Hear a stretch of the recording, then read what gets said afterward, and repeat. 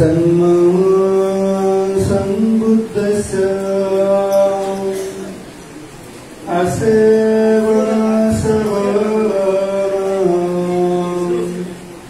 पंडितानं ससेवनं पूजा च पूजनीयानाम् एतं मंगलमुत्तमन्ति।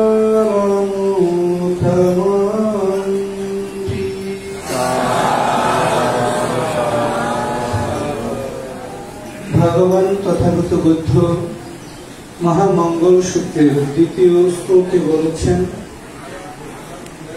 असৎ ব্যক্তিকে পূজা না করা, অকৃতজ্ঞ ব্যক্তিকে পূজা না করা, অজ্ঞানী ব্যক্তিকে পূজা না করা এবং জ্ঞানী ব্যক্তি, সৎ ব্যক্তি, শীলবান ধার্মিক ধীমান ব্যক্তিকে পূজা করাই উত্তম মঙ্গল।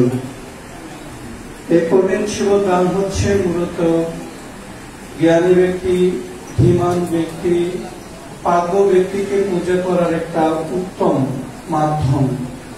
আপনারা জানেন এই কঠিন শিব দান শিবদানের মধ্যে শ্রেষ্ঠ, শিবদানের মধ্যে উন্নত। আমরা অনেক সময় বলি এটা হয় পৃথিবীর প্রত্যেক দানের দ্বারা নানা পারমিক পূর্ণতা পায়, এটাই চরম সত্য। তবে কঠিন শিব দান এটা শিবদানের মধ্যে শ্রেষ্ঠ। পৃথিবীতে যতগুলি বস্ত্র দান আছে প্রত্যেক বস্ত্র দানের মধ্যে এই কঠিন শিব দান থেকে উন্নত উৎকৃষ্ট আর কোন দান নাই। কেন? কারণটা হচ্ছে আমরা যারা ভিক্ষুত্ব ধর্ম গ্রহণ করেছি, এই যে আজকে বীরশ্রী ভিক্ষু হবেন, উনি যদি শিব ত্যাগ করেন তারপরও ওনার মধ্যে কিন্তু বিনয় ধর্মের একটা আবরণ থাকবে, কিন্তু ভিক্ষুর আবরণ থাকবে না। এই ভিক্ষুর আবরণ গ্রহণ করার জন্য একজন ভিক্ষুর উত্তম পরিচয় হচ্ছে এই কাঁসার বস্ত্র। আর এই কাঁসার বস্ত্রর উত্তম নাম হচ্ছে অরহত ধ্বজা। এই জীবন পরে অরহত মার্গ লাভ করার জন্য উত্তম সহযোগী হয় এই জীবন পড়ার পর নিজের মনকে, নিজের চিত্তকে, নিজের দেহকে একজন ভিক্ষু উত্তম একদম পরিশুদ্ধ করে ফেলে।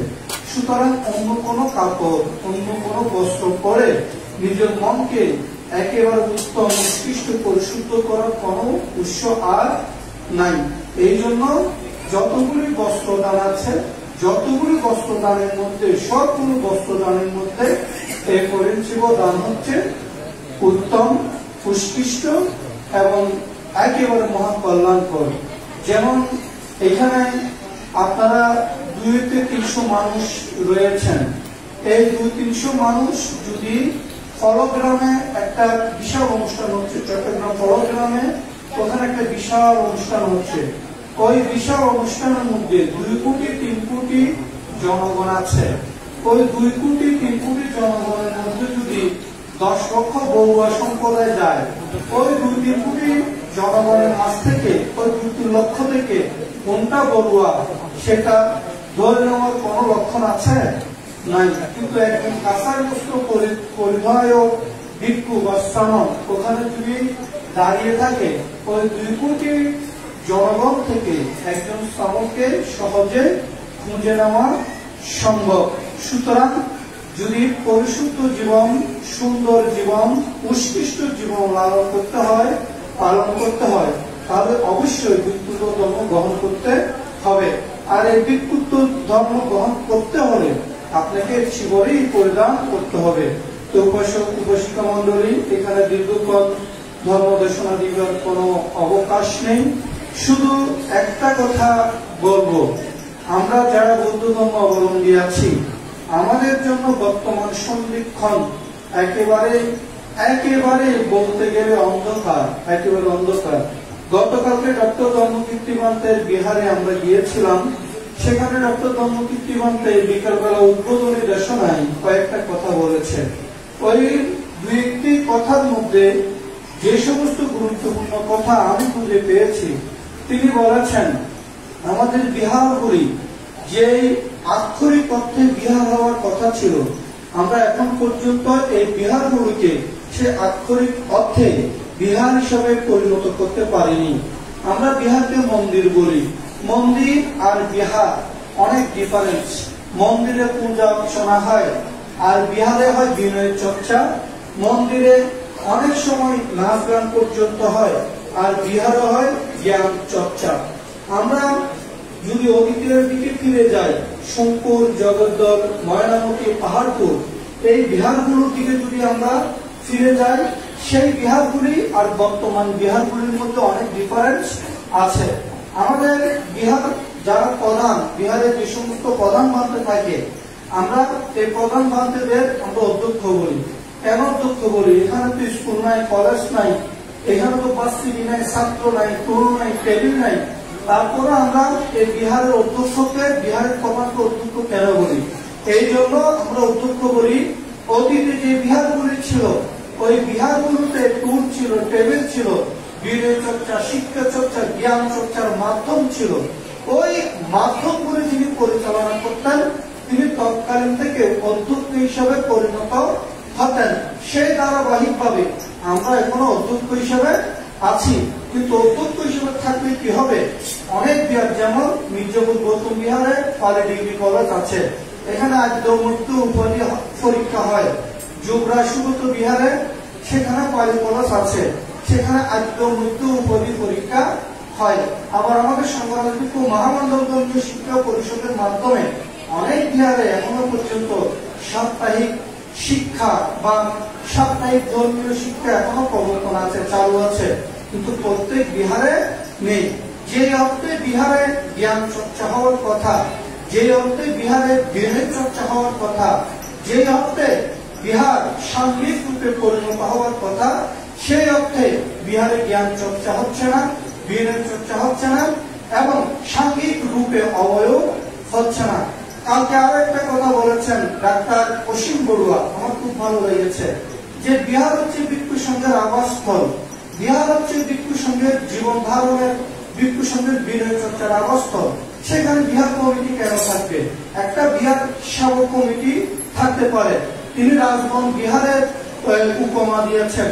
রাজবন বিহার তো বাংলাদেশের একটা অদ্বিতীয় বিহার। বাংলাদেশের এমন কোন বৌদ্ধ ধর্ম অবলম্বী কিংবা ভিক্ষু নাই যারা রাজবন বিহারে গমন করেনি। উনি বলেছেন রাজবন বিহারের যতগুলি কমিটি আছে, একটা বিহার তো পরিচালনা কমিটি নাই। প্রত্যেক বিহারে সেখানে আছে উপাসক উপাসিকা পরিষদ। যেমন রাজবন বিহার উপাসক উপাসিকা পরিষদ, যেমন কাটাখালী বনবিহার উপাসক উপাসিকা পরিষদ।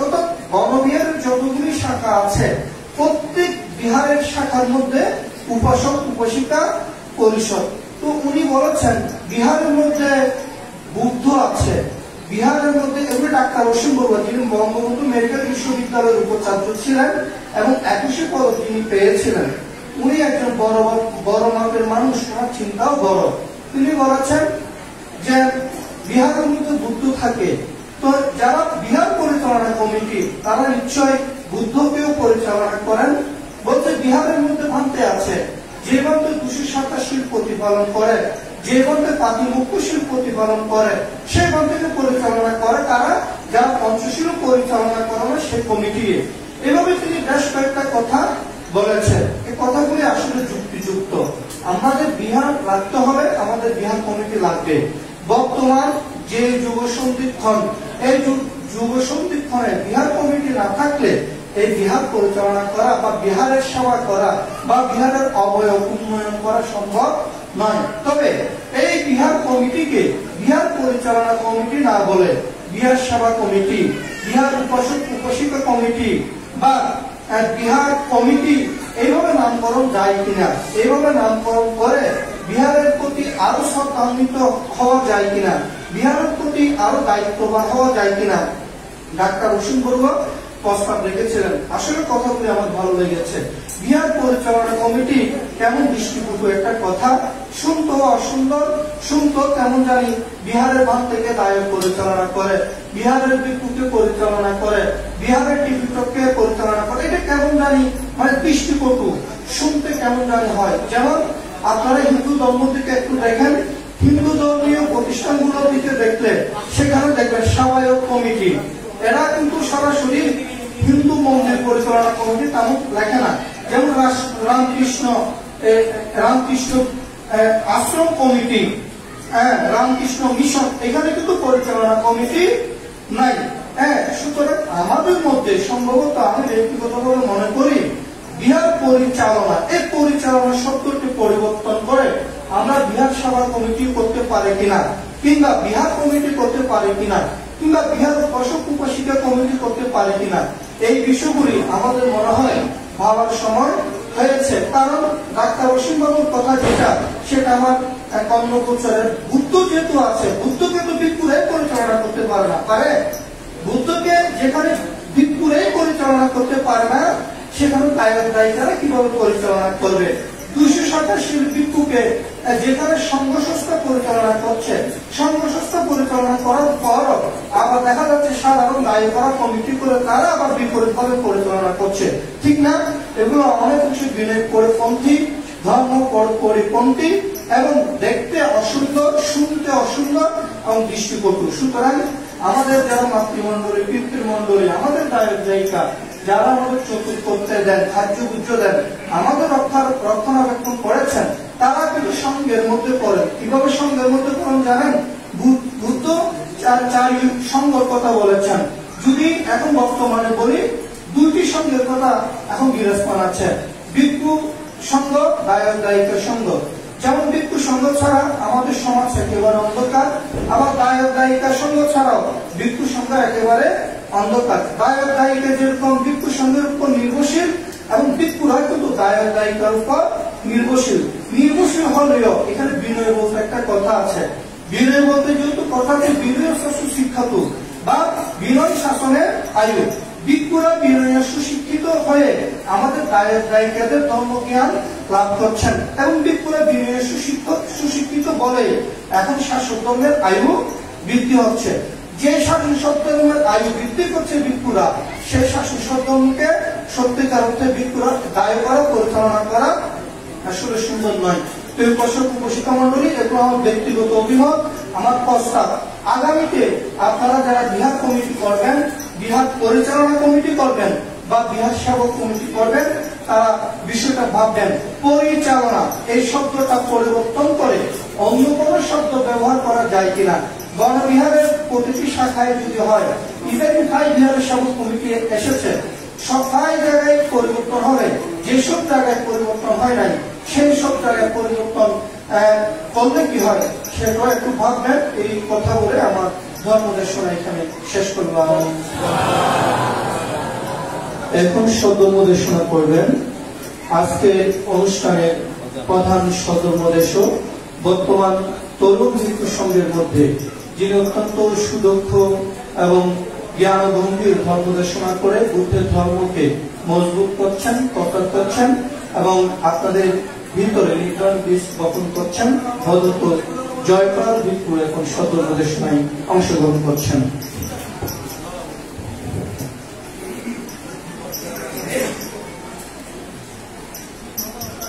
হ্যালো, নমো তস্য ভগবতু অরহতু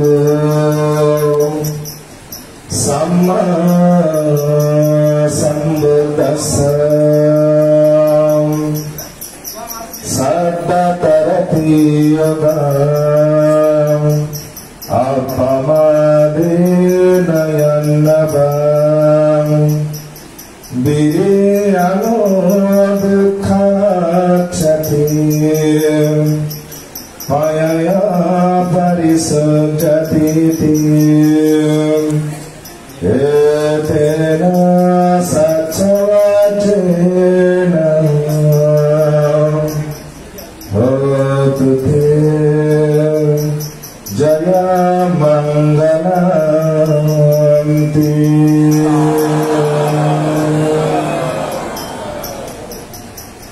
দেশনার প্রারম্ভে বিনম্র চিত্তে বন্দনা জ্ঞাপন করছি অনন্ত গুণে গুণান্বিত আর অপূর্ব মহিমান্বিত মহাকারণে তথাগত সম্যক সম্বুদ্ধের চরণে। সাথে সাথে বন্দনা জানাই আজকে ঐতিহ্যবাহী মির্জাপুর গৌতমাশ্রম বিহারে অনুষ্ঠিত দানোত্তম শুভ কঠিন জীবন দানোৎসবের সকাল পর্বের পরমারাধ্য সঙ্গ প্রদান অত্র বিহারের সুযোগ্য বিহারাধিপতি শিক্ষাবিদ ধর্ম সারথী আমার অত্যন্ত কল্যাণ মিত্র পূজনীয় শাসনানন্দ মহাস্তবীর বান্তের চরণে বন্দনা জ্ঞাপন করছি এবং বন্দনা জানাই এখানে উপস্থিত আরো একজন নন্দিত সাংঘিক ব্যক্তিত্ব শ্রদ্ধেয় বুদ্ধিমিত্র মহাস্তবীর বান্তের চরণে এবং বন্দনা জানাই ধ্যানগুরু আমাদের অত্যন্ত কল্যাণ মিত্র শ্রদ্ধেয় অলকবংশ স্থবির বান্তের চরণ তলে বন্দনা জানাই এতক্ষণ যাবৎ যিনি বিভিন্ন আঙ্গিকে আপনাদের উদ্দেশ্যে ধর্মামৃত পরিবেশন করলেন ধর্মবোধী স্থবির বান্তের প্রতি বন্দনা জানাই যা ধর্মদেশনা ব্যক্তিগতভাবে আমি পছন্দ করি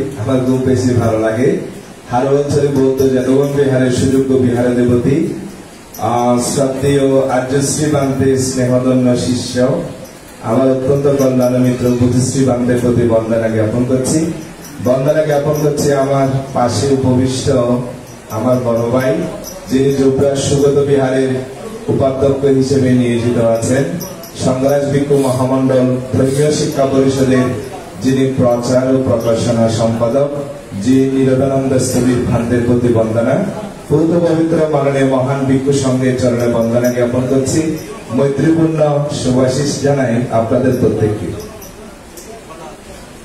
তো জীবনদান শুরু হওয়ার পর থেকে মোটামুটি তিনটা শব্দ সম্পর্কে আপনারা জ্ঞাত হয়েছেন মানে শুনেই চলেছেন সেটা হচ্ছে কি একটা হলো কঠিন আরেকটা হলো জীবন আরেকটা হলো দান তিনটা শব্দ নিয়ে মোটামুটি ভান তারা মানে বলে যাচ্ছেন তাই না যেখানেই যাচ্ছেন সেখানে কেন কঠিন কেন জীবন কেন দান কেনই বা করবেন কেন বা প্রয়োজন এই বিষয়ে মোটামুটি ভান তারা বলে চলেছেন। তো আমি চাচ্ছি একটু অন্যভাবে অন্য একটা বিষয় নিয়ে বলার জন্য। তো ভান্তে হওয়ার পর আমি একটা নতুন জায়গায় যাওয়ার পর যিনি সভাপতি ছিলেন বয়সটা একটু বেশি হয়েছে ভান্তে বয়োজ্যেষ্ঠ জ্ঞানেও বিদ্য উনি আমাকে বললো যে কাইয়ু আমি গেলাম যাওয়ার পর বললো যে হাতে তো হতুনের সুদে আমি তো ভান্তে আমি বিনাজুরি থেকে আসছি হয়তো তুমি হাসিস আমি বললাম আমি পূজনীয় বীরবাল মহাস্তবীর ভান্তে শিষ্য হয়তো তুমি আজ কি লোক হইতে হবে না আমি বললাম ভান্তে আজকে যে বিষয়ে একজন সেই বিষয় নিয়ে বলবো আর কি বলছে না তুমি তোমার মন মতো বলতে পারবে না আমি বললাম কিভাবে বলবো বলছে তুমি যে বিষয় নিয়ে বলবে সেটা হলো সপ্ত বুঝুন না কি সপ্ত মানে 7 বাংলা 7 হয়ে দিয়ে SEBEN 7 তো এই বিষয়ে তুমি বলবে তাই বললাম কি বলবো ভাবতে বলছে যতক্ষণ ধর্ম দেশনা করবে প্রত্যেকটা বাক্যের মধ্যে বাক্য মানে সেন্টেন্সের মধ্যে যেন সপ্ত বা 7 নামক শব্দটা থাকে এখন মোটামুটি বন্ধন একটা করে চলে আসলাম আহে যা যা বুঝলেন তুই করে দেখবি তো বুঝলেন না বুদ্ধি আর কি এখন আমি বললাম চলো তো যাবো আমার গুরুদেবকে যেহেতু ছিলেন হয়তো তোমার শিষ্যতা এসছি তো বুঝো একবারে হ্যান হতা হয়ে গিয়ে বর্ণনাতে আমি বুদ্ধি করে বললাম তো সমস্যা যেহেতু সৃষ্টি হয়েছে সমাধান করা যাবে তবে একটু সময়ের দরকার তা আমি বললাম ভান থেকে বন্দনা রেখে তো ভানতে আমাকে যে বিষয়ে শ্বশুর একটা কথা মনে বললো কিরকম আমি বললাম স্কুলে বলতে সময় প্রাইমারি স্কুলে 7 মানে মাসি ম্যানেজমেন্ট এতটুকু বলতে হবে এখন 7 নিয়ে আর কি বলবো বুঝলেন না তখন আমার হঠাৎ করে মনে পড়লো যদি আমরা বুদ্ধের জীবনীটা ভালো করে পড়ি কার জীবনী আর জীবনী বান্দারা হয় যে বেসরা হইলে হঠাৎ হইল কিন্তু আয় হইতে বেসরা হইলে হঠাৎ হইতে পারিবে তবে আল্লাহ হইবে অনর যদি হন হতা এলোমেলো হয়ে যাইব ঠিক আছে যত হতা আছে দেখেন আল্লাহ হইবেন কোনো সমস্যা নেই অনর হইলে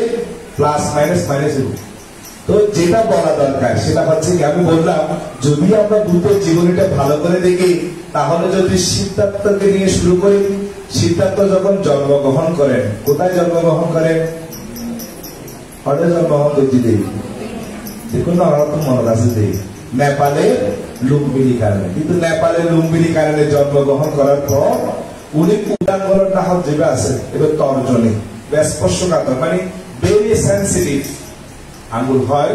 এই তর্জন মুছিয়ে উনি বললেন জগতে আমি জ্যেষ্ঠ, আমি শ্রেষ্ঠ, তারপর আর হই না আরো দুলেখ হই। এই দুলেখ হলো এটা আমার শেষ জন্ম, নাতি রানীর পুনর্ভব, আমার আর পুনর্জন্ম হবে না। তাহলে কয় লাইন বললো? 4 লাইন। কততম পদে দাঁড়িয়ে? 7ম পদে দাঁড়িয়ে। এ যখন সিদ্ধার্থ জন্মগ্রহণ করলো, সিদ্ধার্থ ছাড়া জগতে 6 জন, সিদ্ধার্থ সহ 7 জন পৃথিবীতে ভূমিষ্ঠ হয়েছিল। কয়জন? এই 7 জন, যাদেরকে বলা হয় সপ্ত সহজাত। কি সহজাত? সপ্ত সহজাত। এদের নামের মধ্যে কে কে আছে? যেমন যশোধরা আছে, বালো নাম যশোধরা, ডাক নাম গোপা, কেমন উনি আছেন। তারপর কালোদায়ী আছে, কালোদায়ীকে শুরুতে বিচ্ছেদ করলেন কালা যোগ উদায়ী, দেখতে কালো হলেও মুখের মধ্যে মায়া আছে, সেজন্য কি কালোদায়ী। ওই বিশ্বকাপ হলে সবাই আর্জেন্টিনাকে সাপোর্ট করে নাকি? ব্রাজিল কোনকে সাপোর্ট করে? তো কালো হলো মুখের মধ্যে কি আছে? মায়া আছে, সেজন্য তার নাম দেয়া হলো কি কালোদায়ী, কালা যোগ উদায়ী। অর্থাৎ কালো হইলে কি মুখের মধ্যে মায়া আছে। রবীন্দ্রনাথ বললেন কালো সে শতই কালো হোক, আমি দেখেছি তার কালো হরিণ চোখ, কৃষ্ণ বলে আমি তাকেই বলি। আয় হালা সাধারণ হই নইলে যারা সুন্দর আছে যারা হতে বিনোদনের বান দেবে হালাই তারা হইতে আরো দোষ দিদি না। তাহলে এরপর আরো কে কে আছে মনে আছে? সপ্ত সহজাতের মধ্যে গয়ার বুদ্ধিবৃক্ষ। কোথার বুদ্ধিবৃক্ষ? যার মূলে বসে উনি বুদ্ধি জ্ঞান লাভ করেছিলেন। কে? তপস্বী বুদ্ধিসত্ত্ব যে বৃক্ষ মূলে বসে বুদ্ধি জ্ঞান লাভ করেছেন, সেই বুদ্ধি ওই সেখানে অঙ্কুরিত হল। তারপর 4 নিধি কুম্ভ। 4 কি কুম্ভ? নিধি কুম্ভ মানে 4টি কুম্ভ গাছ না, 4টি ধনের কলসি, ধনকুণ্ডলী, শঙ্খ এর উৎপন্ন কুণ্ডলী, এই 4টি উৎপন্ন হয়েছিল, মনে থাকবে। তারপর আপনার আরো যেটাকে বলা দরকার সেটা হচ্ছে আর জন্মগ্রহণ আর মনে হলে জন্মগ্রহণ করেছে মনত আছে না? কি হইল? হ্যাঁ, আনন্দ না? তো আনন্দবান উৎপন্ন, আনন্দবানতে জন্মগ্রহণ করেছিল। এটা নিয়ে একটু মতানৈক্য আছে। যদি আপনারা ওই অষ্টম সংগরাজ শব্দেও শিলালঙ্কার ভান্তের বই পড়েন, সেখানে আনন্দ ভান্তের কথা উল্লেখ করতে গিয়ে উনি সেখানে সপ্ত সহজাতের নাম উল্লেখ করেছিলেন, মনে থাকবে। হ্যাঁ, তো এই সপ্ত সহজাত যারা জন্মগ্রহণ করলেন তাদের মধ্যে একজনের কথা বলা দরকার। কার কথা একটু করে বলি, সেটা হচ্ছে সপ্ত সহজাতের মধ্যে এক সারথীর ছন্দ বা ছন্দ ছিলেন। কে ছিল? সারথী। আবার গৃহত্যাগ করতে একটা ঘোড়া লাগে নাই, অশ্বকন্ত। এখন প্রশ্ন হলো আপনাদের কাছে, সিদ্ধার্থ জন্মগ্রহণ করেছিল কোথায়? লুম্বিনী কারণে জন্মগ্রহণ করেছে। এই খবরটা শুদ্ধদেরকে কে দিয়েছিল? প্রশ্ন হয় না এরকম? কি বললাম? তারা বহুত বুদ্ধিমান, তারা হইতেন না বলে বাংতে বেশি মিলে। সেটা হচ্ছে ওই সপ্ত সহজাতের মধ্যে একজনের নাম বলে নেন সারথী ছন্দ বা ছন্দ। ওনার পিতার নাম হলো সূর্য। পিতার নাম কি? সূর্য। তাকে দায়িত্ব দেওয়া হয়েছিল আপনি একেবারে নিরাপদে রানীমাকে মানে মহামায়া বা মায়া দেবীকে দেবদহ নগরে পৌঁছে দিবেন। কিন্তু পৌঁছাতে গিয়ে প্রতিমধ্যে ভূমিষ্ঠ হয়েছিল কে? সিদ্ধার্থ। এই সন্দেশ বা সংবাদ যখন দৌড়ে দৌড়ে একেবারে কপিলা বস্তুতে পৌঁছে দিয়েছিল কে? এই সূর্য। সূর্য সূর্যদেবকে বলল, মহারাজ আপনি কোথায়? মহারাজ বলল কি, আপনার তো এখন এই সময় এখানে থাকার কথা না। বলছে আমার থাকার কথা ছিল দেবদহ নগরে, আমি জানি, কিন্তু যখন দেবদহে যাচ্ছিলাম মধ্যবর্তী স্থান কবিরা বস্তু এবং দেবদহ নগরের মধ্যবর্তী স্থান যেখানে লুম্বিনী কানন, সেখানে একটি ঘটনা সংঘটিত হয়। বলছে রানীমা কেমন আছেন? বলছে ভালো আছেন। আপনি জেনে খুশি হবেন, আপনি পিতা হয়েছেন। কি হয়েছেন? এতই বেশি খুশি হলেন শুদ্ধোধন। তো শুদ্ধোধন বলল তুমিও তো খুব খুশি। বলছে আমি খুশি হয়েছি 2টা কারণে। কয়টা কারণে?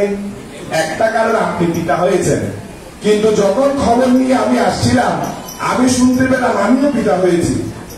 আর সেই সন্তানের নাম রাখা হয়েছিল কি? ছন্নবাদ ছন্দর। ছন্নবাদ যিনি বড় হয়েছিল কোথায়? রাজবাড়িতে। বুঝা গেল বিষয়টা কি? ওই শুদ্ধদেব যখন বললো করতে কি রাখবেন? বলছে মহারাজ, আমি তো আপনাদের সেবা করে চলেছি, আমার পুত্র যেন আপনাদের সেবা করতে পারে, সেজন্য ছন্দক বড় হয়েছিল কোথায়? রাজবাড়ি। বিষয়টা বুঝতে পারলেন? বুঝতে পারলেন কিনা?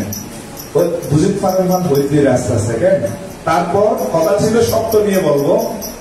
এবার চলে আসেন আমাদের সিদ্ধার্থ যখন ওই গৃহত্যাগ করলো, কত বছর বয়সে? কত বছর বয়সে? 29 বছর 2 মাস বয়সে। কত বছর বয়সে? কারণ জল পেয়েছিল বৈশাখী, কিন্তু গৃহত্যাগ করলো আষাঢ়ী পূর্ণিমায়। কোন পূর্ণিমায়? তাহলে বৈশাখ থেকে আষাঢ় হিসাব করলে 6 মাস। ওই 12টা বেজে যাওয়াতে 29 বছর 2 মাস হয়েছে। হার মতো হিসেব করতে পারেন না? বাইনের মতো হিসেবে হার মতো হরাই ঘন্টা হিসেবে। ঠিক আছে? এই 29 বছর 2 মাস বয়সে যখন গৃহত্যাগ করলেন, গৃহত্যাগ করার পর 35 বছর বয়সে সম্বুধি বুধিকে লাভ করেছে। ঠিক আছে, কিন্তু তার আগে উনি পায়সান্ন খেয়েছিল কার? সুজাতার। কত গ্রাসে? 49 গ্রাসে। তাহলে 49 কে যদি ভাগ করি 7 সাথে, 7 সাথে কত? মানে 7 ভাগে ভাগ করে 49 পিণ্ডে, 49 গ্রাসে। তাহলে সপ্ত আছে নাকি নাই? হ্যাঁ। এবার চলে আসেন এই বুদ্ধি জ্ঞান লাভ করার পর উনি একদিন দুদিন না, সপ্ত সপ্তাহ। কত সপ্তাহ? সপ্ত সপ্তাহ বুদ্ধিবৃক্ষের আশেপাশে ছিলেন। কোথায় ছিল? বুদ্ধিবৃক্ষের আশেপাশে। এই আশেপাশে যে কাটিয়েছে, এই উপলক্ষে আমরা একটা বন্দনা করি, যে বন্দনার নাম সপ্ত মহাস্থান বন্দনা। কেন কেন করে বন্দে? পাটামাং বুধিপা লঙ্কাং দ্বিতীয়া কালিমা সাম্পিসা তৃতীয়াং চান্তা মানসে ত্বাং চতুর্থাং রাতনাগারাং পঞ্চমাং আজপালঞ্চা মুসলেন্দেনা ষষ্ঠমাং সপ্তমাং রাজয়োতানাং বন্দিতাং বুধিপাদবাং ইমে হেতে মহাবুধি লোকানাতেনা পূজিতান খাতায় ওটা কি যে? কারণ বুদ্ধ বড় না বুদ্ধিবৃক্ষ বড়? বুদ্ধ বড়। ওই বুদ্ধিবৃক্ষের প্রতি ওই দ্বিতীয় সপ্তাহে দ্বিতীয় আনিমা সাম্পিসা, মানে চোখের পাপড়ি না ফেলে, পলক না ফেলে 1 সপ্তাহ তাকিয়ে থাকা, এটা চারটিখানে কথা না। কেমন কৃতজ্ঞতা একটু করে চিন্তা করবেন। এগুলো এই যে সপ্ত সপ্তাহের মধ্যে 1 সপ্তাহ 7 দিন, কয়দিন? 7 দিন, মানে বুদ্ধিবৃক্ষের প্রতি এক নজরে তাকিয়েছিল, একটা গ্লান্স।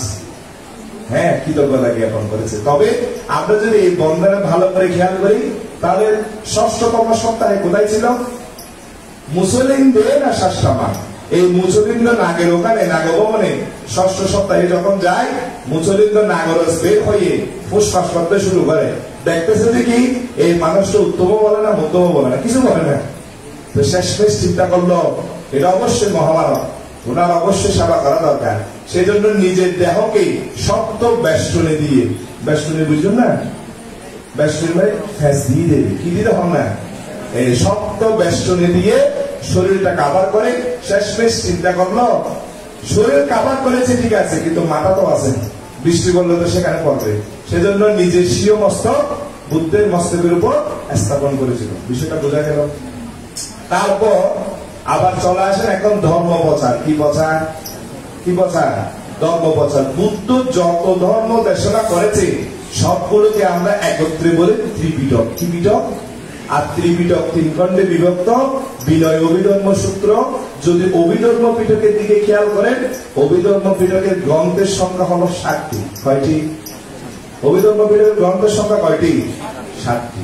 মনে থাকবে তো? তাহলে এখানে সপ্ত বা 7 নামক শব্দটা আমরা খুঁজে পাচ্ছি। আর এটাকে সারসংক্ষেপে বলা হচ্ছে 37 প্রকার বুদ্ধিপক্ষীয় ধর্ম। কত প্রকার? তো 37 লিখতে হলে 3 পাশে কি দিতে হয়? কি দিতে হয়? আর এই 7 মানে হচ্ছে সপ্ত বুদ্ধাঙ্গ। কি বুদ্ধাঙ্গ?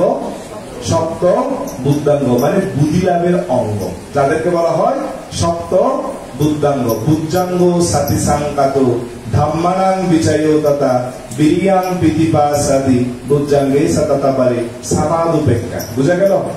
স্মৃতি, ধর্ম বিজয়, প্রীতি, প্রসদ্ধি, সমাধি, উপেক্ষা।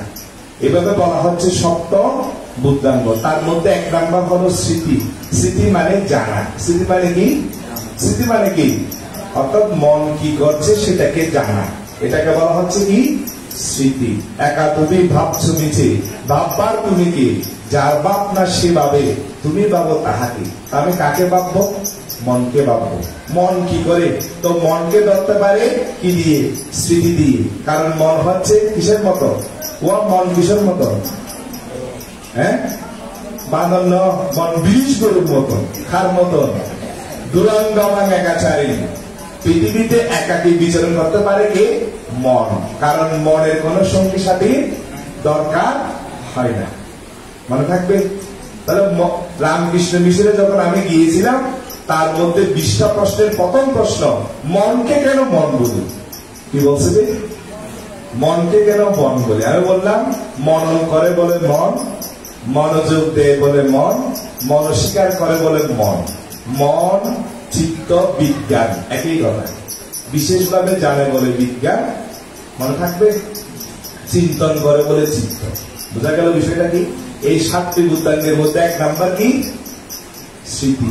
স্মৃতি মানে জানা। কাকে জানা? মনকে জানা। তো চলে গেল। তারপর হচ্ছে যদি চিন্তা করি, ভালো করে খেয়াল করেন, বুদ্ধ ওই যে যতগুলো বিনয় প্রজ্ঞাপ্ত করেছেন, তার মধ্যে একটা হচ্ছে এরকম, যদি কেউ প্রবর্জিত হতে চায় তাহলে বয়স কত হতে হবে? কত বছর? কমপক্ষে 7 বছর। কমপক্ষে কত বছর?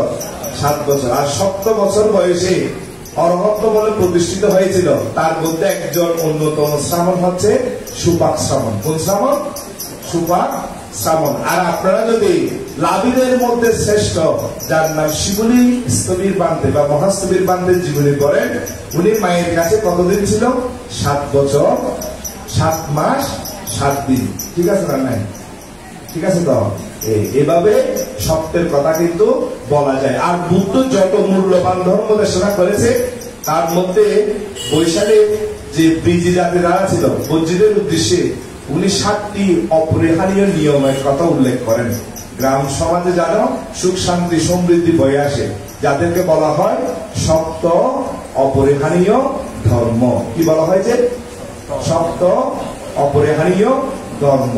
এবং শেষান্তে যদি চিন্তা করেন, বুদ্ধের শাসন যেন 5000 বছরের জন্য স্থির হয়, সেজন্য মহাকাশ্যপ বান্তে, কোন বান্তে? কোন বান্তে? মহাকাশ্যপ বান্তে, যার সাথে বুদ্ধের চিবর বিনিময় হয়েছিল। কি হয়েছিল? কি বিনিময় হয়েছিল? চিবর বিনিময়। চিবর বিনিময় হওয়াতে এটা আমাকে আমার একজন শিক্ষক, যিনি হার্ভার্ড ইউনিভার্সিটি থেকে PhD করেছে, যার নাম ডক্টর জসিমউদ্দিন চৌধুরী, উনি আমাকে শ্রাবণী পূর্ণিমার 2-3 দিন পর কল দেয়। বললো যে বুদ্ধের সাথে নাকি একজন বান্ধে চিবর বিনিময় হয়েছে। আমি বললাম হয়েছে তো। বলছেন নাম কি? আমি বললাম মহাকাশ্যপ বান্তে। বলছে ওনার টাইটেল কি? আমি বললাম উনি দূতাঙ্গদের মধ্যে শ্রেষ্ঠ ছিল। দূতাঙ্গ শ্রেষ্ঠ কে ছিল? মহাকাশ্যপ বান্তে। বলছে ওনার সাথে কি হয়েছে? বলল চিবর বিনিময়। এর মানে কি বুঝলো? আমি বললাম একজনের চিবর একজনে নিয়েছে। বলছে ভালো করে খেয়াল করো। তারপর আমি চিন্তা করতে গিয়ে খুঁজে পেলাম কি? চিবর বিনিময় হয়েছে মিন্স একজনের চিবর একজনে নিয়েছে। যে না, চিবর বিনিময় মিন্স বুদ্ধের চিবরখানা যখন মহাকাশ্যপ বান্তে কাঁধে নিলেন, বুদ্ধ তখন একটু মৃদু হাসলেন। কেন জানেন? আমি আমার শাসনভার কার কাঁধে দিলাম? মহাকাশ্যপ বান্তের কাঁধে দিলাম। বুঝা গেল? সেখানে ভূমিকম্পিত হয়েছিল। কারণ পৃথিবীতে যত ভালো বা খারাপ কাজ আপনারা করুন না কেন, কেউ সাক্ষী থাকুক বা না থাকুক, এই ভূমি বা পৃথিবী কি থাকে? সাক্ষী থাকে। মনে রাখবে, ওনারা ওই পুণ্যদান করেন তখন ধরো বসুমতী সাক্ষী হতো, বসুন্ধরা সাক্ষী হতো। এইভাবে বলি না আমরা? এই ঠিক, এটা হচ্ছে মূল কথা। এই যে মহাকাশ্যপ বান্তের সাথে চিবর বিনিময় হয়েছে, গুরু শিষ্যের কিরকম অনন্ত মিল। যতক্ষণ পর্যন্ত মহাকাশ্যপ বান্তে আসে নাই, ততক্ষণ বুদ্ধের চিতায় অগ্নি সংযোজিত হয়নি। এই বিষয়টা খেয়াল করবেন। কেন? ওই যে দায়িত্ব দিয়েছিল আমার পরবর্তী শাসনভার কার কাঁধে? কার কাঁধে? মহাকাশ্যপ বান্তের কাঁধে।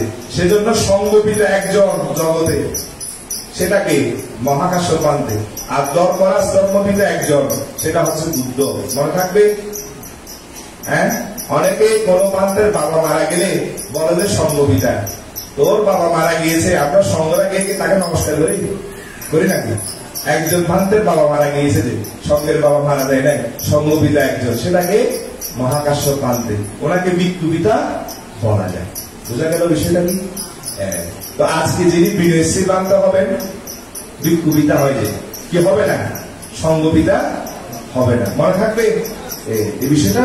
আপনারা এইভাবে বলবেন, 2 এ 2 4 না, 3 এ 1 4 হয়। ঠিক আছে তো? আর এই যে কথাটা বললাম, এই প্রথম সংগীতির যে আয়োজন সুভদ্র মান্তে যখন বললেন এখন আর বুদ্ধ নায়ক পরিনির্বাচিত হয়েছে, গো অ্যাজ ইউ লাইক, যেমন খুশি তেমন সাধন, সেজন্য বুদ্ধের শাসনকে 5000 বছরের জন্য স্থির করার জন্য উনি যে ধর্মের চক্রটা পুনর্বার ঘুরিয়েছিলেন কোথায়? প্রথম সংগীতিতে, রাজগৃহে।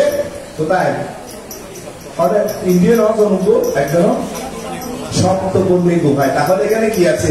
সপ্তভাগ 7 আছে। বুঝা গেল? এই সেখানে এমন ভাবে ধর্মের চক্র ঘুরিয়েছিল, কি হিসেবে? ওই যে দায়িত্ব দিয়েছিল শাসনটা তোমার কাঁধে দিয়ে গেলাম, এই পরবর্তীতে দ্বিতীয় সংগীত, তৃতীয় সংগীতের সম্রাট অশোক, এভাবে ষষ্ঠ সংগীত এবং পরম্পরা মহান ভিক্ষু সংঘ বুদ্ধের সেই ধর্মচক্র ঘুরিয়ে যাচ্ছেন। বুদ্ধের এই শাসনের বা সংঘগণ ঠিক আছে যথাযথভাবে প্রতিপালন করে যাচ্ছে। বিষয়টা কি বোঝা গেল? এটাই হচ্ছে মূলত কি সত্য। বুঝা গেল? তো সত্য নিয়ে অনেক কথা বলা যায়। আমাদের পরিবারে যদি কোনো জ্ঞাতি মারা যায়, তাহলে আমরা প্রথম যে সংগদানটা করি কয়দিনের মধ্যে? 7 দিনের মধ্যে আমাদেরকে সংগদানটা কি করতে হয়? সুসম্পন্ন করতে হয়। আর এই যে সত্য নিয়ে যত কথা বললাম, তার মধ্যে যে সত্য সহ যত বলেছি, তার মধ্যে একটা ছিল 4 নিধি কুম্ভ। 4 নিধি কুম্ভ, ধনের কুণ্ডলী। আমাদের বুদ্ধ যখন কপিলা বস্তুতে গিয়েছিল, তখন রাহুল পিতৃদন যাচনা বা প্রার্থনা করেছিল, আমাকে পিতৃদন দাও। তখন উনি মৃদু হেসে বললেন, পিতৃদন তো আমি আনি নাই। বসে কোথায়? এগুলো তো বিহারে নিগ্রোধামে আছে, তুমি যাবে? লাগবে? বসে লাগবে তো। তো যখন নিয়ে গেল বিহারে, তখনই মূলত সারিপুত্র বান থেকে বলল, তুমি মূলত প্রকৃত ধন তাকে দিয়ে দাও, তাকে প্রবর্তিত করো। আমি যে ধর্ম আবিষ্কার করেছি, যে ধর্মের নাম সত্য ধর্ম। কোন ধর্ম? সত্য ধর্ম, সত্য দর্শন, তাকে দিয়ে দাও।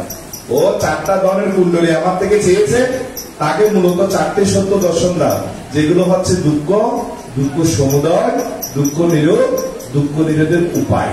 এই 4 আর্য সত্য সম্পর্কে তাকে কি দাও? শিক্ষা দাও। কারণ বুকে দুঃখ বাড়াবে, বুকে কি বাড়াবে? দুঃখ বাড়াবে। যে বিষয় আশয়, যে আসক্তি আমি ছেড়ে চলে আসছি, ঠিক আছে, সে যদি তাতে জর্জরিত হয়, দুঃখ মুক্তির সন্ধান পাবে না। কিন্তু আমি যে দুঃখ মুক্তির সন্ধান, দুঃখ নিরোধের উপায়, যেটাকে বলা হচ্ছে কি আর্যাষ্টাঙ্গিক মার্গ, যার আরেক নাম শীল, সমাধি, প্রজ্ঞা। সম্যক বাক্য, সম্যক কর্ম, সম্যক জীবিকা, এগুলো শীল। সম্যক প্রচেষ্টা, সম্যক স্মৃতি, সম্যক সমাধি, এগুলো কি সমাধি মার্গ। আর সম্যক দৃষ্টি, সম্যক সংকল্প, এগুলো প্রজ্ঞা। এই বিষয়ে তাকে শিক্ষা দাও। তো যখন মূলত এই যেগুলো শিক্ষা করার পর এতই তাড়াতাড়ি সে বুঝতে পেরেছিল, সেজন্য 80 জনের মধ্যে 40 জনকে যখন বুদ্ধ উপাধি দিয়েছে, তার মধ্যে রাহুলকে দিয়েছিল শিক্ষাকামীদের মধ্যে শ্রেষ্ঠ, শিক্ষার্থীদের মধ্যে শ্রেষ্ঠ। বুঝা গেল বিষয়টা কি? এই শিক্ষার্থীদের মধ্যে শ্রেষ্ঠ কে ছিল? আমাদের রাহুল।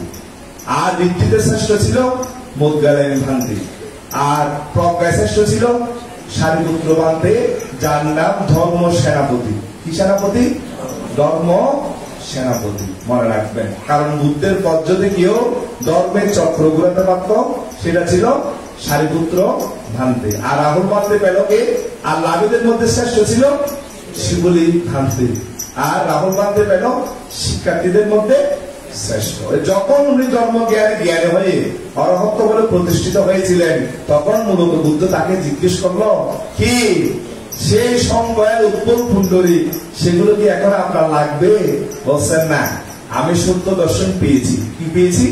সত্য মানে 4টা সত্য, আর দর্শন মানে কায় বিষয়, কায় দর্শন, চিত্তে চিত্তানুপাস্যে চিত্ত বিষয়ে চিত্ত দর্শন, বেদনাসু বেদনানুপাস্যে বিহারাতি বেদনা বিষয়ে বেদনানুদর্শন, ধম্মেসু ধম্মানুপাস্যে বিহারাতি ধর্ম বিষয়ে ধর্ম দর্শন। বুদ্ধের ধর্ম দর্শন জানতে বেশি সূত্র পড়তে হয় না, দুটো সূত্রের মধ্যে খুঁজে পাবেন।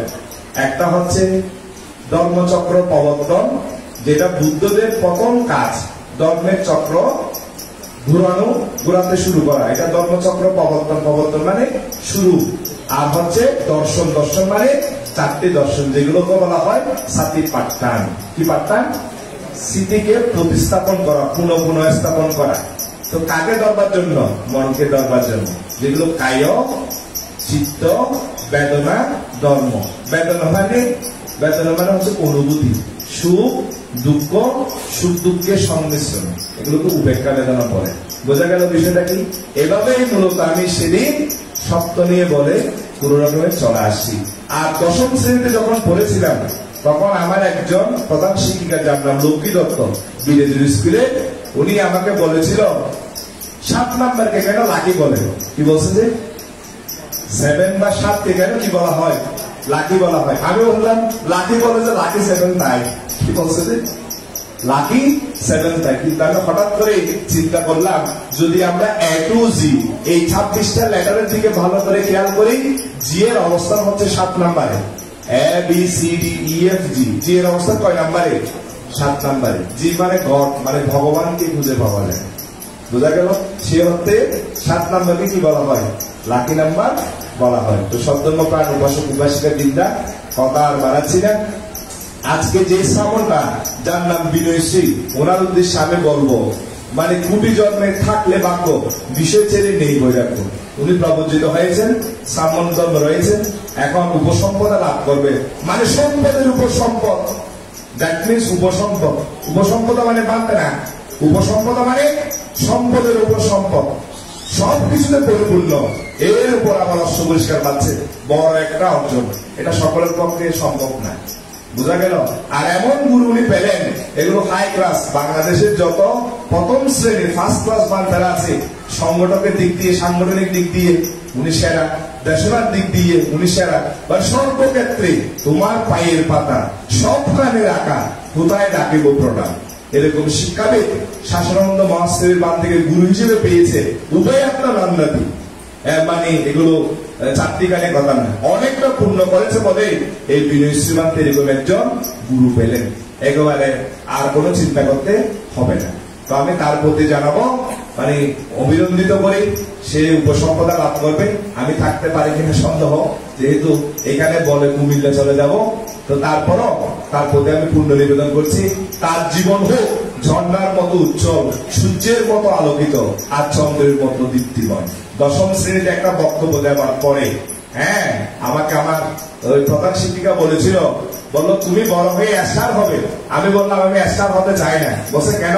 কারণ লক্ষ্য তারা পৃথিবীকে আলোকিত করতে পারে না, এক চন্দ্র পারে। সেজন্য পান্তার আশীর্বাদ দেয়, ইচ্ছিতাম পাতিতাম তুইয়াম কিপ্পা মেলা স্বামীর যত দুরান্ত চিত্তে সাংগাপ্য ছান্দ পান্ন রাসায়তা চন্দ্র সুদৃশ্য হোক। যদি কলঙ্ক বুঝতে চান তাহলে চাঁদরও পাবেন, কিন্তু সেই চন্দ্র আবার পৃথিবীকে আলোকিত করে।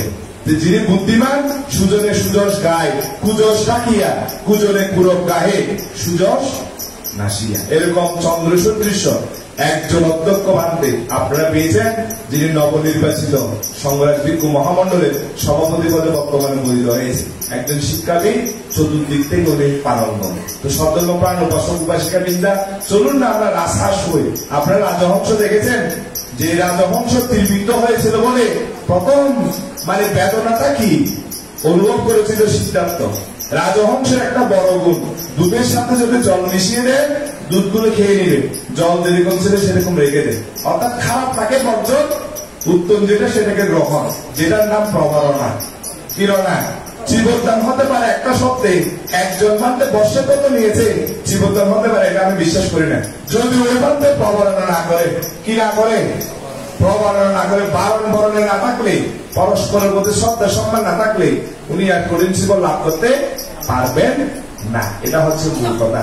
শেষ কথা এটাই বলে, দ্বিচক্র জন্ম সাইকেল আছে, সাইকেল চালাতে গেলে দুই চাকার মধ্যে সামঞ্জস্য রাখতে হয়, ব্যালেন্সিং রাখতে হয়, না হলে সাইকেল চালাতে পারবেন না। পরস্পরের প্রতি যদি শ্রদ্ধা সম্মান থাকে, একে অপরের প্রতি যদি পরিপূরক হন, প্রত্যেকে সুখে সুখী দুঃখে দুঃখী হলে আপনাদের জীবন হবে উত্তম, এতে কোনো কি নাই, সন্দেহ নাই। এই বলে মহান বিজ্ঞ সংঘের প্রতি বন্দনা রাখছি। আর শেষান্তে চলুন একটা কবিতা বলে শেষ করি, যে কবিতার নাম আমার পণ। লিখেছে কে? মদন মোহন তর্কালঙ্কার। কি লঙ্কার? তর্কালঙ্কার। বলেন সবাই। সকালে উঠিয়া আমি মনে মনে বলি, সারাদিন আমি যেন ঐক্য হরা গরিব আদেশ করেন যাহা মোর গুরুজনে, আমি যেন সেই কাজ অরূপ দেখাইলে হো দেখুন, সুখী যেন নাহি হই অপরের দুঃখী, নিচে কথা কবু যেন নাহি আর সুখী। ভালো থাকুন, সুখে থাকুন, পুণ্যের কাছে প্রার্থনা রেখে আজকের অনুষ্ঠানে সভাপতি বান্ধবের প্রতি কৃতজ্ঞতা জ্ঞাপন করে আমার সংক্ষিপ্ত দেশনা এখানে শেষ করলাম।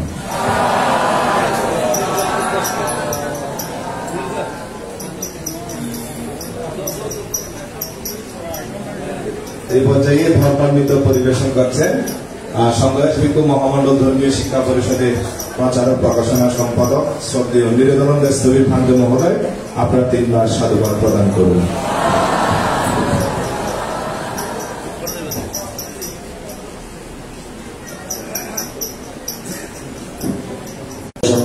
বন্দনা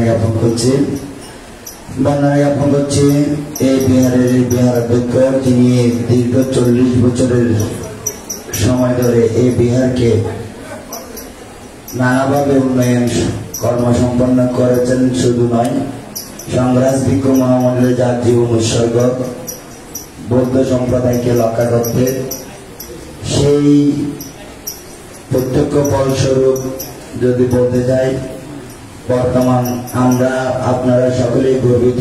আমাদের হাড়িদারি অঞ্চলের মধ্যে মির্জাপুর গ্রামের পরম শ্রদ্ধেয় শাসনানন্দ বান্ধব সংগ্রাস ভিক্ষু মহামন্ডলের সভাপতি নির্বাচিত হয়েছে।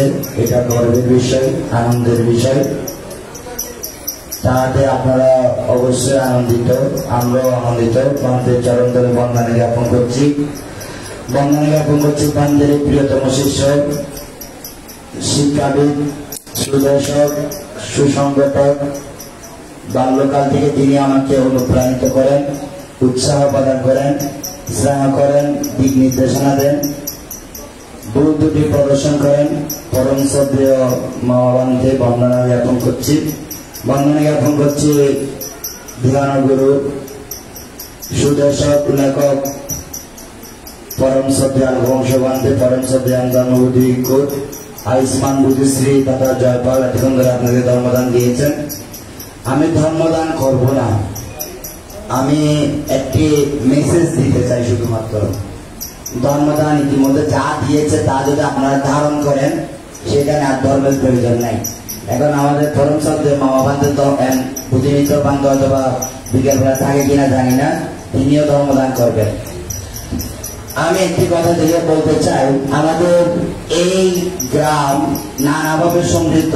এই গ্রামে অতীত পরম শ্রদ্ধেয় শান্তপদ বান্ধে যেমন থেকে বিভিন্ন দেশ বিদেশের সংগঠনকে নেতৃত্ব দিয়েছেন। এই গ্রামে ষষ্ঠ সংগ্রাস পরম শ্রদ্ধেয় ধর্মানন্দ বান্ধের জন্মভূমি এবং ওনারই গুরু সুখচান বান্ধে এবং বর্তমান উপসংগ্রাস পরম শ্রদ্ধেয় ধর্মপ্রিয় বান্ধে এবং পার্শ্ববর্তী যে আমাদের অষ্টম সংগ্রাস বান্ধের থেকে এই গ্রামকে নানাভাবে সমৃদ্ধ করেছেন। এই গ্রামের ইতিহাসকে এতটা ঠুনকো বলতে পারবেন? এই গ্রামের ইতিহাসকে ঠুনকো, কিন্তু একটু যদি চিন্তা করে দেখেন, আমি একেবারে উদাহরণ দিচ্ছি। রাজনের ইতিহাস অনেক সমৃদ্ধ, রাজনের অনেক গুণী জ্ঞানী জীবনী আছে, অনেক গ্রামের ইতিহাস আছে। দেখে হাটাজারির মির্জাপুরের কোন ইতিহাস আছে লিখিত? দেখাতে পারবেন? হাটাজারির ইতিহাস আছে খুব কম। পরম শ্রদ্ধেয় শাসনানন্দ বান্ধের লুমেই আমরা হাটাজারি আঞ্চলিক ভিক্ষু সমিতি শুধুমাত্র সমিতি হিসেবে সীমাবদ্ধ না থেকে সেখানে প্রস্তাব করেছিলাম একটি ম্যাগাজিন বের হোক, যে ম্যাগাজিনের নামকরণ করা হয়েছে প্রজ্ঞা দর্পণ। এই প্রজ্ঞা দর্পণ যাতে বের হয় তার জন্য বিহারোদ্যোগ্য বানতে এই হাটাজারি ভিক্ষু সমিতি 3 লক্ষ টাকা দিয়েছেন। বানতে জীবন্ত বৌদ্ধ শাসন উৎসর্গ করেছেন বটে, তার সুবাদে তার জীবনের যত প্রাপ্তি তাও বৌদ্ধ সমাজের নির্বিঘ্নে দিয়ে যাচ্ছেন। এই যে বলল না জয়পাল, রাজবংশ দুধে গ্রহণ করে, পানি গ্রহণ করে, কিন্তু সমাজের ব্যর্থতা হচ্ছে আমরা দোষের দিকে আঙ্গুল দিই, গুণের দিকে আমরা ভ্রুক্ষেপ করি না। যদি গুণগুলো আমরা ধারণ করতে পারতাম তাহলে আমরা অনেক সমৃদ্ধ হতাম। ধর্মপ্রাণ উপযোগীবৃন্দা, সেই হাটাজারি ম্যাগাজিনের মধ্যে আমাদের প্রস্তাব ছিল একজন গুণী ব্যক্তির ভিক্ষু গায়ক একটি গ্রামের ইতিহাস তথা হাটাজারি অঞ্চলের গায়ক ভিক্ষুরা ছেলে মেয়েরা লেখালেখি করবে। কিন্তু দুঃখের বিষয় হাটাজারি ম্যাগাজিন দীর্ঘ 6 সংখ্যায় বের হচ্ছে, প্রতিটা গ্রামে বলে হাটাজারির মধ্যে কি লেখক নাই, কেউ ছড়া লেখার মতো, কবিতা লেখার মতো আমাদের শিশু কিশোররা নাই, কোনো কবিতা পায় না। এটা তো দুঃখের বিষয়। আরো দুঃখের বিষয় হচ্ছে আমাদের যখন গ্রামের ইতিহাস খুঁজি, একটা গ্রামের ইতিহাস দেন, তখন সেখানে চলা হয় চালাটেলি, গেছি দ্বিধাদ্বন্দ্ব। কেন এদিকে একটু গ্রাম জীবনে আয় একটু দেয়, ওইটারে পাঠ্যম পড়বো, এটারে পাঠ্যম পড়বো, এটি লেগে থাকতো না, এটার আর অবদান নাই, আর অবদান আছে দেয়, খেলাখেলি করে এই গ্রামের ইতিহাস আর নয়। ইতিহাস মানে কি? ইতিহাস হচ্ছে দর্পণ, যে দর্পণে আমরা অতীতকে দেখতে পাই। সে অতীত কি? আপনার অতীতে যে গুণী পরম সত্য ষষ্ঠ সংগ্রামের জীবনী পড়লে আমরা দেখতে পাবো, আয়নার সামনে দাঁড়ালে যেমন আপনার চেহারার মধ্যে কোথায় কোথায় ক্ষত আছে আপনি দেখতে পাবেন, গুণগুলো দেখতে পাবেন। অনুরূপ ভাবে গুণী জ্ঞানের জীবন পড়লে বুঝতে পারবেন যে আপনার জীবনের কোথায় কোথায় অপূর্ণতা আছে, কোথায় কোথায় সে পূর্ণতা আনতে হবে। আমরা কি সেই গুণী জ্ঞানের জীবন পড়তেছি, জানতেছি? একটা গ্রামের ইতিহাস মানে একটা জীবনের পরিপূর্ণতা করার জন্য কি কি প্রয়োজন এই গ্রাম থেকে আমরা পাচ্ছি, এই গ্রাম কিভাবে সমৃদ্ধ, এটার একটা ইতিহাস। এই গ্রামের ইতিহাস কি আছে চিন্তা করে দেখুন। এই বৃদ্ধ প্রবীণ মানুষগুলো যখন হারাই যাবে আপনি ইতিহাস পাবেন? লেখুন না, 5 জনে লেখুন না, 5 জনের লেখা আসুক না, ইতিহাস এক একজন এক একভাবে থাকে। লিখতে দিন। আমাদের পরম সত্য পণ্ডিত প্রজ্ঞা বংশবন্ধে লিখেছিলেন তুমি ভুল লেখো, এই ভুলকে যখন প্রকাশ হবে সেই ভুলকে ধরার জন্য আরেকজন জ্ঞানী গুণী কলম ধরবে। ভুল হলে ভুল হোক, কিন্তু লেখক। কিন্তু দুঃখের বিষয় আমরা সে লেখক পাচ্ছি না হাটাজারির মধ্যে। আমি আশা করব ধর্মপ্রাণ উপাচার্যবৃন্দা, দুঃখের বিষয় আমি আক্ষেপ করে বলছি, গত সংখ্যায় বুদ্ধ পূর্ণিমার সংখ্যায় ম্যাগাজিন যে বের হয়েছে কয়জনে পড়েছেন? সেই ম্যাগাজিন মধ্যে অনেক বড় মেজর ভুল হয়েছে। আপনি যদি পড়তেন আপনি ভুল করতে পারতেন। ভুল দ্বারা সমালোচনা করা নেই, ভুল দ্বারা মানে কিছু সংশোধন করা। কিন্তু ম্যাগাজিন কেউ পড়ছে বলে আমার মনে হয় না। যদি পড়তেন ভুল করতে পারতেন। সেই ভুলের জন্য আমি এবার যেটা জীবনদার সংখ্যা প্রবণের সংখ্যা বেড়েছে আমি খাওয়া চেয়েছি এই ভুলটা হওয়ার জন্য, কিন্তু ভুল ধরার মানুষের তো নাই। ভুল ধরুন না, লেখুন না। সমালোচনা একটা সুন্দর শব্দ, যে সমালোচনা দিয়ে নতুন কিছু সৃষ্টি হয়। আমি আর সময় নিতে চাই না। এখানে পরম সত্য মহানদের শিক্ষাবিদ, লেখক নানাভাবে সংগঠন কাজ করেন। আমি আশা করব এবার আশঙ্কায় আমাদের ধারাবাহিকভাবে গুণী জ্ঞানী জীবনী আসছে, ষষ্ঠ সংগ্রামের জীবনী আসছে গতবার, এবার গুণলঙ্ঘের জীবনী আসছে এবং ব্যাকুড়ার ইতিহাস আসছে এবার সংখ্যায়। আমি আশা করবো আগামী যে বুদ্ধ পূর্ণিমার সংখ্যায় মির্জাপুরের ইতিহাস আসুক, মির্জাপুরের সন্তান বুদ্ধিমিত্র বানতে হোক, পরন্ত বিহারোদ্যোগ্য হোক, বা এই গ্রামের যে কোনো বিশিষ্ট ব্যক্তি বর্গ যদি সহযোগিতা 5 জনে লেখক আসুক, এইটা এই সংখ্যায় বের হলে আগামী সংখ্যা আরেকটা বের হবে। এই গ্রামের ইতিহাসগুলো সমৃদ্ধ করুন যাতে প্রজন্ম একটা পথ খুঁজে পায়। আমি দেখানো করবো না গরিব জীবনদান মানে এখানে নানা বিষয়, সামাজিক অবক্ষয়, সামাজিক উন্নতি, মানুষের মননশীল উন্নয়ন তথা বিহার উন্নয়ন, গ্রামের উন্নয়ন, নানা বিষয় আলোচনা হবে। এই আলোচনার মধ্য দিয়ে আমাদের বৌদ্ধ সমাজ এখানে এসে দাঁড়িয়েছে, সামনে আরো এগিয়ে যাবে। সাথে সাথে আমি এই গ্রামের যুবক তথা দায়িত্বশীল ব্যক্তিদের প্রতি আহ্বান করব। কেন জানি আমাদের বৌদ্ধ সমাজের দিকে চিন্তা করে দেখলে আমাদের সন্তান নৈতিকতার অপেক্ষা করছে। আমাদের মধ্যে নানাভাবে এই বিষয়গুলো কেন হচ্ছে এগুলো গবেষণা করা দরকার, এখান থেকে মেসেজ দেওয়া দরকার। কারণ এই গ্রাম সেইভাবে লিড দেওয়ার মতো ক্ষমতা আছে এই গ্রামে, যাতে মানুষরা এভাবে সমৃদ্ধ হয়ে নানাভাবে উন্নতি সাধন করে। সেই দিকে যে সংগঠন গুলো আছে নামে মাত্র সংগঠন না থেকে কাজ ও কর্মে তাদের পরিচয় প্রদান করবে। প্রত্যেকে রেখে আমার কিছু আলোচনা এখানে পরিসমাপ্তি করছি।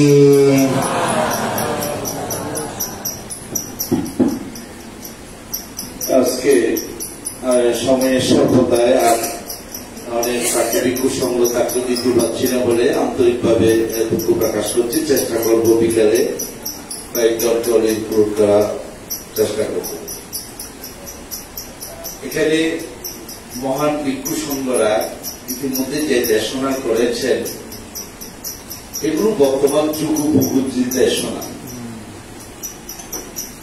যেটা ফলে করছে স্বাভাবিকভাবে ইঞ্জেকশন মারলে একেবারে একেবারে ব্যথা পাই করি। এই সমাজের মানুষের কিছু না কিছু ব্যথা পাই কি ফাইদে ন, কিন্তু ব্যথা তো ইঞ্জেকশনটা দেয় কি ভালো হয়ে না খারাপ হয়ে গেল, ভালো হয়ে গেল। তো ভালো হয়ে গেলে যদি হয় আর কি করি মানে মানে মানে আয় আয় ব্যক্তিগতভাবে আয়তেও ফরান্সায় গিয়েছে। এখন যদি ৫০ মানুষ উত্তর যদি সেই জ্ঞান উত্তর নয় আর মনে হয় লাভবান জাতি সমাজ। দ্বিতীয় জন যেটা ধর্ম দেশনা করছি বর্তমান সংঘরাজ এক মার এক বর এক খাম্বান সহদায় আজকে জীবনে এরা সংবিধান করি ইয়া বর্তমানে ডোমখালি আজকে ডোমখালি গর্বী বেলায় সংবিধান আর ডক্টর জ্ঞান শ্রীবন্তের এবার বর্তমানে যে ফাঁকা তিনটা রাত তুললি ইয়া কমপ্লিট বাঁধতে বদিন না জায়গা। তো আর হা করলাম এটা আর করলাম যে এই বাঁধতে দুঃসময়ে উবে এত বড় আন্তর্জাতিক মানুষ বাঁধতে মারা গিয়ে এমনি কেবান্তে কেমন উবে এত বড় বাঁধতে নইলি কেন হইল। তো কি সৌভাগ্য ক্রমে মির্জাপুর গৌতম আশ্রম বিহারও দায়িত্ব গেলা এমনি কেউ ভাবতে কেন ভাই গেলেন ইয়ার আপতে আশ্চর্য লাগে। আই মানে সদ্যবতা নিশ্চয় সহায় হয়ে গেল। আইগুলোর পর একটা মুষ্টি বিজ্ঞান সমবেত প্রার্থনা এবং সবচেয়ে বেশি যে ইম্পর্টেন্ট একটা হালকুটি বানতে সামনে জায়গা বর্তমানে 1.5 কোটি টিয়ার জায়গা 1.5 কোটি টিয়ার জায়গা কিনে দিয়ে দেয় ধান প্রচেষ্টায়। ওরা যদি কিন্তু থানতে আনো তাই দেশনা করি যাত্রুন ভাইছে যাত্রুন লইয়ে যেভাবে ভাইছে আনিয়ে না নিজ উদ্যোগ লইয়ে এবং নদীর মধ্যে ভাঙিয়ে দিয়ে। তো এমন ভাঙতে মানে এই বিহারের অধ্যক্ষর ইতিহাস একটু গেলি এই ত্রয়োদশ সংঘরাজ বান্তের নাম আইব কিছুক্ষণ আমাদের যে কথাকার হই বান্তের উদ্দেশ্যে এটাই করে। কিন্তু একটু অর্থরে মানে একটু যথাযথ ব্যবহার করতে চাই চেষ্টা করি। এ কারণে দেখি না এর মধ্যে হাসানো যোগ্য তাই আত্মকিত চিত্তে বান্তের উদ্দেশ্যে অস্ত্র পরিষ্কার সংসদা এবং এই উদ্দেশ্যে যে মাত্র দেশনা করছি ইবার একটু নামিত জয়ফাল ই খন্ডিকে বুড়ে নেব ইউ যদি হরাই পারে হ্যাঁ কি মনে করো না 1000 মতো আগিয়ে না এবার দিন হ্যাঁ। তবে যদি সেইভাবে গঠিত পারে ওই মঙ্গলসূত্র পুট্টাচ্ছা লোকা দামে চিন্তা গ্যাসটা নাকামপাতি যদি ত্যাগ পায় আর বইটা আগে সিডি তার নাম আসেনি আর বদল ধর্ম দেশ গজ্জিনি আসবে নাই যে জন্য এদিক লইত হ্যাঁ আয় এরাই বেলা শ্রীমন্তার যত এলাকা দেয় এলাকা ইয়ে দেবি কে বলতে না খাদি দিত আর ইন দিত আর পরে দিত আমত কিন্তু আরো মানবিমান ওয়াইবার সম্ভাবনাও থাকে বটে। এই ক্ষেত্রে আমরা এই দিককে মন্ত্রার একটু রক্ষা করিবার চেষ্টা করি। আমরা এই সরলতুন রক্ষা করিবার মা সাংদে ধরে কারণ সরল যদি এমন করলেছি গাছ বিদ্যুৎ গাছিতে ইও বিক্ষু সঙ্গে তাতে ধ্বংস করি নদীতে যে কোনো ভাবে যা তুলিতে ধন্যবাদ জানাই এই এক মার এক পুকুরে ক্যাং করি মানে সাড়ে দিন জীবিত দেশনা দুটি একটু বুঝু কুমিল্লে আর তোমার প্রায় 3 রোমায় এত রাজি কারণ বিকাশ শরীরের অবস্থা বিকেলে তা আজকে মানত ই বলছে এখন আত্মস্মৃতির মধ্যে নাই মানছি এবার বাবু বলা সময় এক। দ্বিতীয় নম্বর বাবুতে কিছু ধর্মীয় জ্ঞান আছে আই সমর্থ জ্ঞান উঠলাম আশীর্বাদ ধন্যবাদ জানাই। তো এর মধ্যে থাকুক মহিষী খুশি খান খাদ্যতে দেখিলাম হঠাৎ খুশি খান দেওয়া আছে তার হঠাৎ দুঃখুর খান দেওয়া আছে। তো ধন্যবাদ জানাই। এখন এই ভান্তি দিলা যে ভান্ত এবার নামে যে বিনয়শ্রী কোটি জন্মে থাকলে ভাগ্য বিষয় ছেড়ে ওই বলে খন্দন কি শূন্য ফল খন্দ হটে আয়ার আছে মানে আত্মক শূন্য তো ইয়ে কি শিষ্যর মধ্যে মানে তন্দরি হজনা আছে শিষ্য হইতে স্যার। তো আই আসি মুখে বরণ করলাম কারণ আত্মক শিষ্যর উপর পূর্ণাঙ্গ আছে আমি যাকে আর পূর্ণতা লাভ করো। তো এদিক দিয়ে আয় সাধুবাদ দিলাম। পরবর্তীতে যা হোক একটু মারে ভাইয়া আবার মারে গায়ে আবার সত্যবতা আশ্রিত ওই কোটি জন্মে থাকলে ভাইল এক বর এক ফুট এক মার এক ফুট যে মাই বাবা লাভলি তা আছে আয় অসম্ভব স্নেহ করতাম আদর করতাম যে মাই বাবার প্রতি আর খুব একটু আন্তরিকতা আছে। কারণ এই কিছুক্ষণ আমি আর বাবা বলি মোবাইল ছাড়া কি লোভে ওই চকলেটের লোভ তো আর চকলেটের লোভে তার জীবনটা যে একটা ধর্মমুখী হয়ে যাবে। এই ক্ষেত্রে লাভলি ওই ডোমহারি খাওয়া খাই দিয়ে দিবি খেলা খাই যাবে 3 মাস যাই তো চকলেট বা একটা বিস্কুট তে লাভলি মাই পরে কৃতজ্ঞ চিত্তে দান করি মানে কত কঠিন জীবন পুত্র বা সন্তান দান করতে নাই নিজের জীবন পর্যন্ত বিপন্ন হয়ে যায়। এই মধ্যে আর রাধুনি হয় রাধুনি ঠিক সে ওঠালে রাহুল তাও আর শিষ্য বলা চলে। তো এবার মানে জন্ম দিতে এই মাগো চলে গেল ছেলে বাচ্চি মানব আছে। এই ক্ষেত্রে এই ছেলে আবার আজকে বুদ্ধ শাসনের দিক গেলে এই কঠিন সময়ে আর কঠিন সময় যায়নি প্রকৃত নৃত্য এখন বর্তমানের দিকে কঠিন সময় ধরে হারিও গ্রোথ হইল এখন স্থির নোড়া ছড়তে কি জানেন তাই কি বিক্ষু সংকর বুদ্ধি তো বিক্ষু সংকর খুলে যায় জন্য আইন মা বাপ রুগীর কেমন টুক শাসক হইল আমরা কইলের মিত্র কেমন আইন এই দিক দিয়ে আজ এই প্রতিকূল অবস্থার মধ্যে বিনয়শ্রীর উপসম্পদানের আয় ধন্যবাদ জানাই। এই খুশি কিভাবে মানে প্রায় 1 কোটি মানে টাকার এদিকে সম্মান জানানোর ব্যবস্থা আজকে উপসম্পদা। তো এবং পরবর্তীতে জীবে দেশকতা শ্রী নিরুদ্ধানন্দ বর্তমান বয়স নাই একেবারে বিদ্যুৎ মৃত্যু যে কাজীবে মানে আত্মবুদ্ধিতে বদিল এখন ফুয়ায় এখন আর কোন বাংলাদেশনা করে জীবনতার নির্দেশনায় গুরুত্ব যুগ উপযোগী ধন্যবাদ জানাই। আর শিশুর মতো নিরুদ্ধানন্দ আর সময় সভ্যতা আছে তাজুয়া আমরা ব্যাগ কোনে এই প্রথম পর্ব সভাগান অনর আন্তরিকতায় আই এমডিকে প্রাণবন্ত সংগঠন এই বিয়ের তার ন দেখি তাই বিকেল উদ্বোধনী সম্ভবতা দিতে বাকিগুলো উদ্বোধনী বাসর করি। তো এই কৃতজ্ঞ চিত্তে গ্রামবাসীর ধন্যবাদ জানাই। বিয়ার পরিচালনা কমিটি আবার বিদ্যাবলীতে আরো বেশি ধন্যবাদ জানাই। শ্রীপুর গ্রামবাসী যেইভাবে কীর্তন সহকারে যথাসময়ে আয়োজনা আজ আর গ্রামবাসী উৎসাহ দিয়ে আনন্দ দিয়ে আমরা এইভাবে আজ এই শিক্ষানন পুত্র সন্তান দান করিবেন পরিশেষের সময়ের সর্বদা আর দীর্ঘায়িত নগরী আর মহামেন্দ্র সংগ্রাম আগামী নভেম্বর 18 তারিখ 101 জন্ম জয়ন্তী উৎসব করছু এবং আর উত্তরন্ধ নামে মান্তর মহাশ্রী বরণু আর ব্যাকরণ নিমন্ত্রণ এবং শ্রীপুরবাসী ধন্যবাদ। আবার অনেক উদলিয়া জোবরা মিডিকির আরো অপরাপর অনেক গ্রাম তুলে দায়িত্বে গেছি আয়া দিয়া অনেক বিয়ে কমিটির পক্ষ থেকে অনারারে নিমন্ত্রণ জানায়, অনারালে খাবারের ব্যবস্থায় সবাই ধন্যবাদ কৃতজ্ঞতা জানাই, মহামান্য ভিক্ষু সংঘের সম্মান জানাই। আর কথা শেষ করলাম, জগতের সকল মানুষ কেউ ভগবতু